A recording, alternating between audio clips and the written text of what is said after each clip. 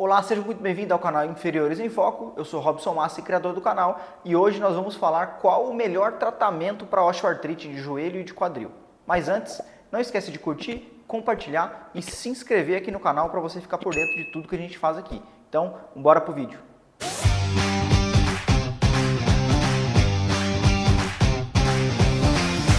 Antes de começar a falar do melhor tratamento da osteoartrite de joelho e de quadril, se você realmente tem interesse em aprender um pouco mais sobre o manejo conservador e pós-operatório das lesões do quadril, eu sugiro que você clique no link da descrição desse vídeo e conheça os meus treinamentos de artrose, impacto, tendinopatia, lesão muscular, pubalgia, enfim, todas as patologias do quadril. Eu tenho certeza absoluta que algum desses treinamentos pode te ajudar se você estiver passando por dificuldade com algum paciente. Bom, a respeito da osteoartrite, nós já conversamos aqui em outros vídeos como a carga global de incapacidade nesses pacientes é altíssima. Diversos pacientes sofrem alta incapacidade, dor, alterações emocionais e psicológicas devido à incapacidade causada pela osteoartrite ou do joelho ou do quadril. Nós falamos também que o aumento da idade é um dos principais fatores de risco causadores da osteoartrite, ou seja, o processo natural do envelhecimento. Quanto mais tempo esse paciente tem de vida, provavelmente ele vai desenvolver uma osteoartrite no joelho ou no quadril.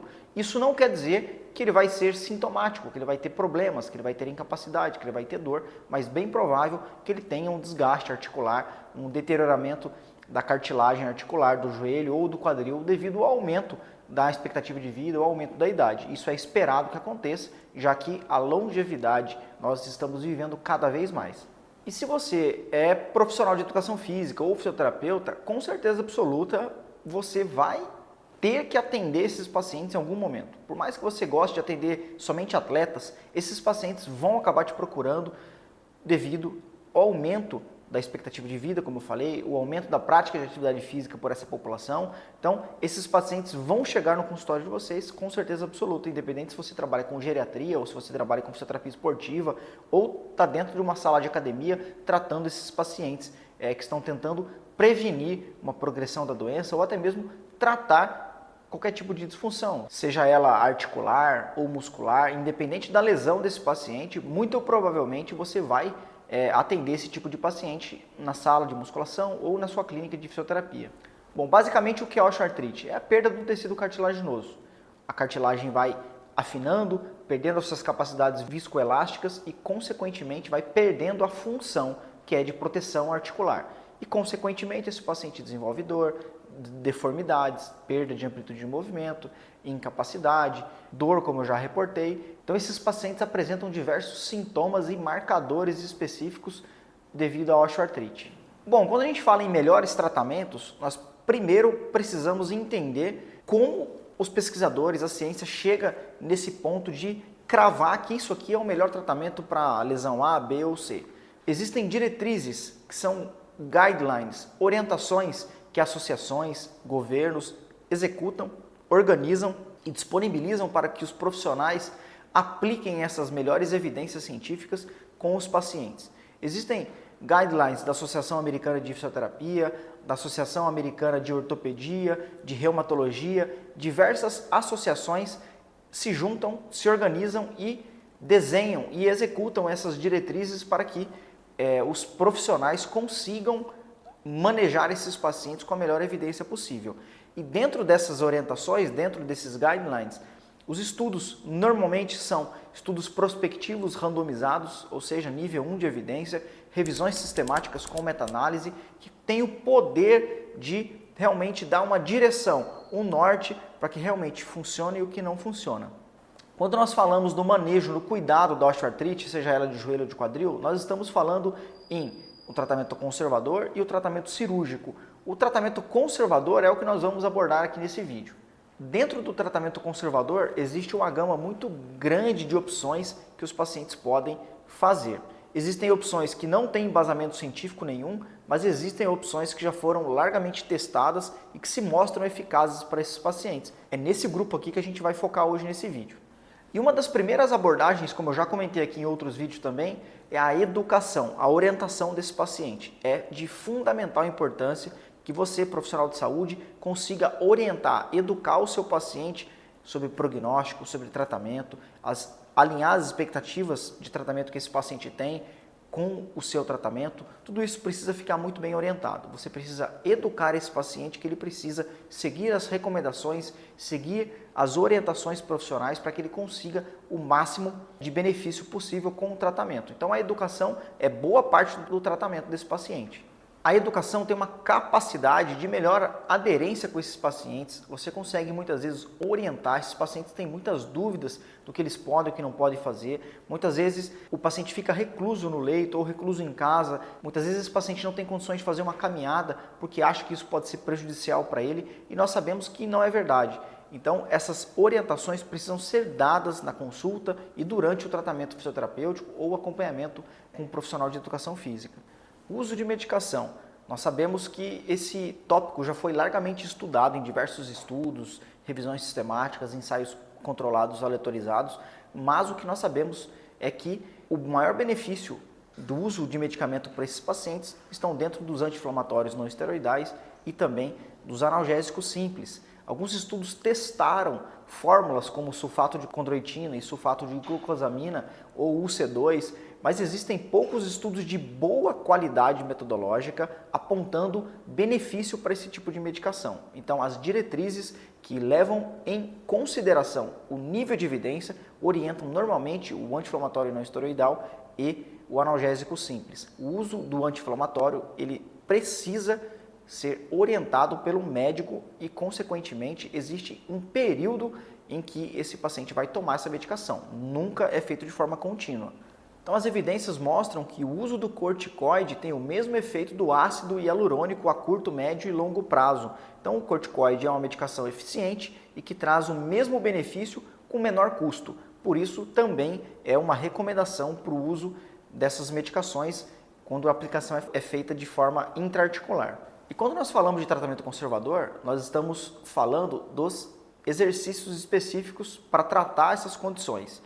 Hoje, a importância do fisioterapeuta, a importância do profissional de educação física é muito grande quando nós falamos em reabilitação, em tratamento de pacientes que têm osteoartrite, seja ela no joelho ou no quadril. A maioria das diretrizes de prática clínica recomendam um exercício como carro-chefe. É importante que esse paciente execute exercícios aeróbicos, exercícios de fortalecimento muscular para melhora da capacidade global, tanto articular como capacidade física, que esse paciente tenha condições de deambular melhor, ter mais força, ter mais equilíbrio. Tudo isso ele vai conseguir através dos exercícios de fortalecimento, de flexibilidade, exercícios na água, por exemplo. O que nós sabemos também é que existem uma gama muito grande de técnicas e protocolos de fortalecimento muscular. Não é o objetivo desse vídeo aqui demonstrar quais os melhores exercícios ou quais exercícios eu uso no meu dia a dia, e simplesmente exemplificar e mostrar que o exercício é um dos principais pontos para tratar e cuidar da osteoartrite. Existem estudos comparando o tratamento conservador sem exercícios e com exercícios e o tamanho do efeito do paciente que faz exercício, ou seja, a melhora clínica dele é muito maior do que quando um paciente não faz atividade física, por exemplo, não faz exercício.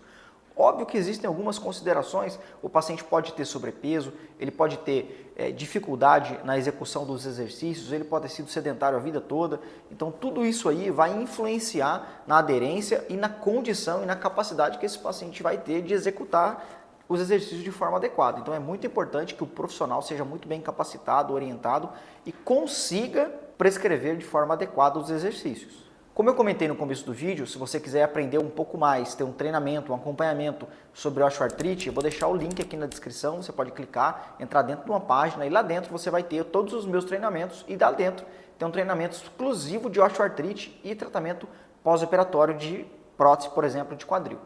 Então, para resumir, os melhores exercícios são aqueles que os pacientes conseguem fazer. Tem pacientes que têm a capacidade de execução de exercícios no solo, exercícios na água, exercícios como pilates, por exemplo, ou na academia. Não importa o tipo de exercício, mas se o paciente se movimentar, colocar essa articulação para trabalhar, fortalecer essa musculatura, com certeza ele vai ter benefícios muito significativos na função e na dor. Agora, cabe a você, profissional, selecionar quais exercícios esse paciente tem condições de fazer. Como eu falei, nem todo paciente tem a mesma capacidade muscular, capacidade articular, para executar os mesmos exercícios. Então o profissional precisa ser bem treinado, bem capacitado, para que ele consiga avaliar e orientar adequadamente o paciente. Como eu disse, nem todo paciente tem as mesmas condições do que o outro paciente. Técnicas de terapia manual também são bem-vindas para esses pacientes. Existem evidências que mostram que técnicas como mobilização articular ganham e melhoram a flexibilidade e têm a capacidade de melhora da dor e da função desses pacientes. Então a terapia manual também é muito bem-vinda para esses pacientes. E não só a terapia manual articular, a terapia manual de tecido mole também, liberação muscular, liberação miofacial, seja qualquer um desses termos, o tratamento miofacial pode surtir efeito nesses pacientes, inclusive para pacientes que têm osteoartrite no joelho ou no quadril. E existe também os pacientes que não se dão bem com o tratamento conservador. O paciente que não consegue fazer exercício, o paciente que não teve resultado com as infiltrações, com a medicação, ele tem sobrepeso e não consegue redução do peso, a gente sabe que isso ajuda bastante. Então tudo isso pode levar com que esse paciente seja indicado para o tratamento cirúrgico. Quando esse paciente tem um nível de desgaste articular significativo, numa classificação grau 3 ou grau 4, uma osteoartrite já avançada, o cirurgião pode fazer uma artroplastia, seja ela de joelho ou de quadril.